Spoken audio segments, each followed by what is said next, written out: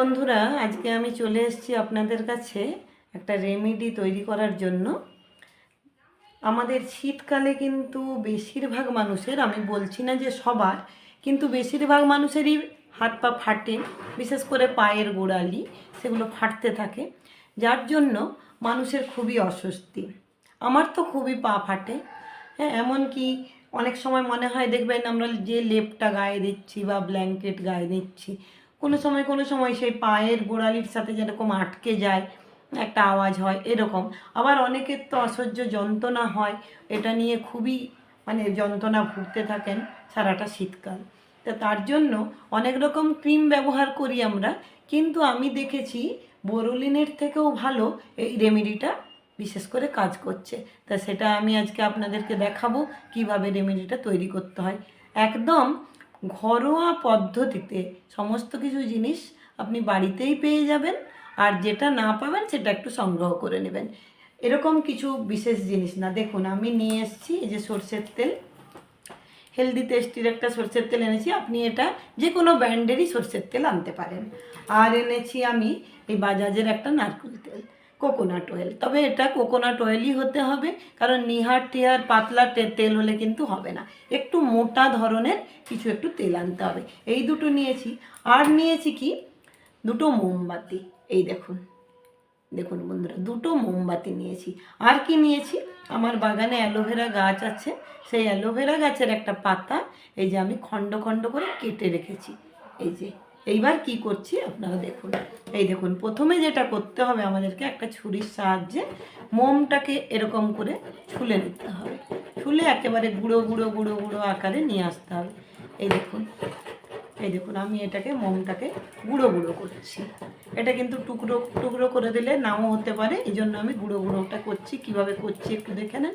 এই দেখুন, এই যে এতটা গুঁড়ো জমলো। এই মোমটাকে আমি এরকম গুঁড়ো করতে করতে করতে করতে সমস্তটাই আমি কিন্তু গুঁড়ো করে দেবো, ঠিক আছে?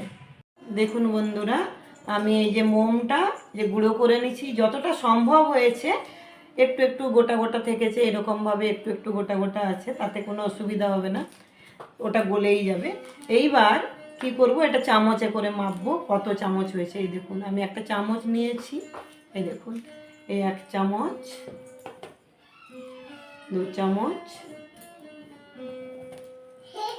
এই 3 চামচ। 3 চামচ হয়ে আর অল্প একটু হয়েছে, আমি সবটা দিয়ে দিলাম।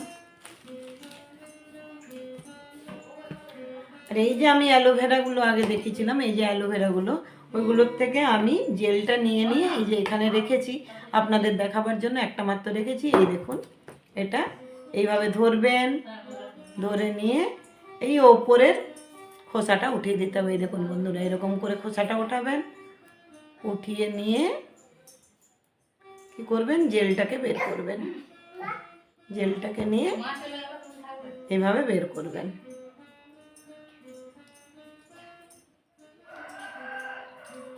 এই দেখুন বন্ধুরা, জেলটা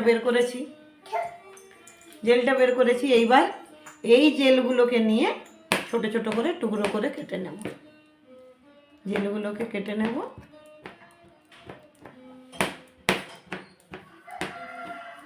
যতটা সম্ভব পারবেন ছোট ছোট করে কেটে নিতে, তাহলে গলে যাওয়ার চান্স বেশি থাকে। অনেক সময় হয় কি, জেলটা গোটা গোটা থাকলে গলতে চায় না।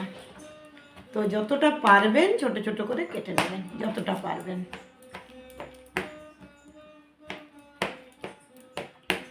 তো সমান সমান দিতে হবে, আমি এটাও মেপে মেপে দিই। এই দেখুন 1 চামচ, এই 2 চামচ, আর এই দেখুন এই 3 চামচ। 3 চামচ দেওয়ার পরে আর একটুখানি, যেমন আমার মোম ছিল সেরকমভাবে আমি এটা আর একটুখানি আছে ওটা দিয়ে দিচ্ছি।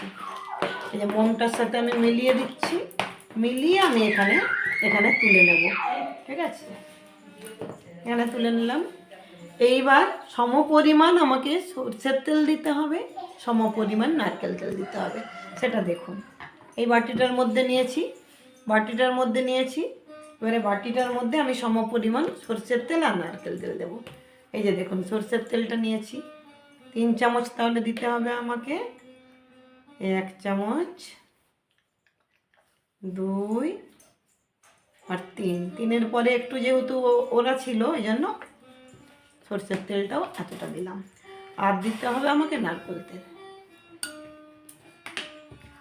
নারকেল তেলটাও 3 চামচ, 1 চামচ, 2 চামচ, 3 আর হাফ। প্রত্যেকটা জিনিসই আমি সমপরিমাণ দিয়েছি।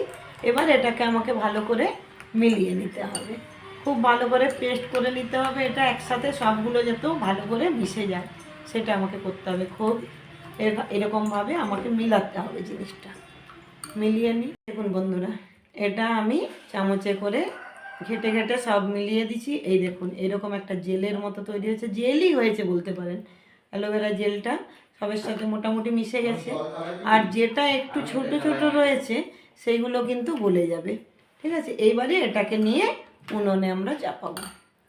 আমি সমস্ত কিছুটা মিলিয়ে নিয়েছি। অ্যালোভেরা জেল যতটা পেরেছি গুঁড়ো করতে করেছি, পেস্ট করতে, তাও থেকে গেছে। এই দেখুন মোমও মোটামুটি একটু একটু থেকে গেছে। এই দেখুন এগুলো হচ্ছে মোম, এই যে একটু একটু মোম থেকে গেছে। কিন্তু এটা যখন আমি চাপিয়ে দেবো উনুনের মধ্যে তখন এটা গলবে। এই যে আমি ইন্ডাকশান নিয়েছি, দেখুন ইন্ডাকশানটা এবারে আমি অন করে দিলাম। কম আছে ইন্ডাকশানটা আমি জ্বেলে দিচ্ছি। এই দেখুন,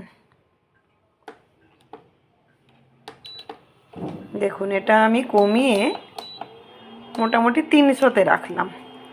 আপনারা আপনাদের সুবিধা মতো রাখবেন। এইবার এটা আমি ফোটাতে দিচ্ছি।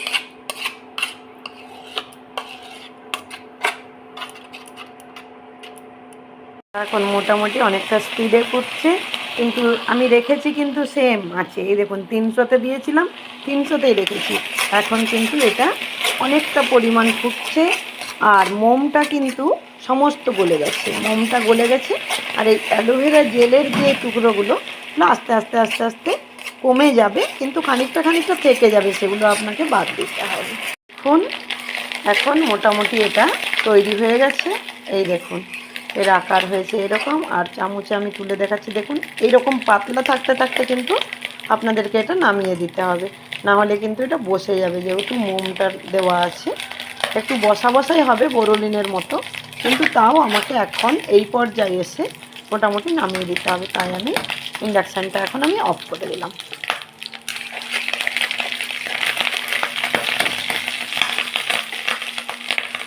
ইন্ডাকশান অফ করে দিচ্ছি। এবার একটু নাড়তে থাকছি। এইবার আমি শেষ পর্যায়ে চলে এসেছি। দেখুন বন্ধুরা, একটা বাটি নিয়েছি, একটা ছাঁকনি নিয়েছি, আর এই যে আমার তৈরি জিনিসটা এবারে আমি এটা বাটি আর ছাঁকনির মধ্যে ঢেলে দেবো। যেহেতু অ্যালোভেরা জেলটা আছে ওটা ছাঁকনির মধ্যে আটকে যাবে। এই দেখুন আমি ঢালছি।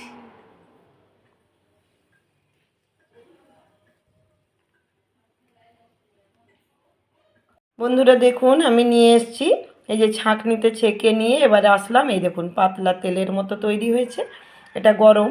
এরপর যখন বসে যাবে আপনারা দেখবেন এই যে এইখানটা একটু বসে গেছে, দেখুন কীরকম হয়েছে। এই দেখুন, এই দেখুন এরকম হয়ে যাবে। তো এটা ঘন হয়ে যাবে যখন, তখন আপনারা ফাটা পায়ের মধ্যে লাগান, দেখবেন পাখানা আপনার একেবারে মোলায়ম নরম হয়ে গেছে। আজ এই পর্যন্ত। যদি মনে হয় করবেন, করে দেখবেন। আর যদি ভিডিওটা ভালো লাগে, আপনাদের যদি উপকারে আসে, একটু লাইক শেয়ার করে দেবেন। রাধে রাধে। দেখুন বন্ধুরা আমি এসছি 15 মিনিট পরে। এই যে এইটা কীরকমভাবে বসে গেছে দেখুন। এই দেখুন বাটিটা যদি উবুড়ো করে দিই তাও কিন্তু পড়ছে না, একেবারে শক্ত হয়ে গেছে। এইবারে এটাকে চামচ দিয়ে তুলতে হবে। এইভাবে তুলে তুলে অন্য শিশিতে একটা রেখে দিতে পারেন। আর এই চামচ দিয়ে তুলে আপনারা এই দেখুন এইভাবে হয়েছে, এটা এরকম করে আপনারা পায়ে লাগাতে পারেন। তাহলে দেখবেন গোড়ালি আপনাদের আর ফাটবে না, শীতে প্রচুর আরাম পাবেন। বন্ধুরা করে দেখুন, তারপরে যদি উপকার হয় তখন আমার ভিডিওটা শেয়ার কমেন্ট করবেন। এই দেখুন একদম মিশে গেছে। এটা আপনাদের একদম চামড়াটাকে মোলায়েম রাখবে। করে দেখুন, উপকার পাবেন।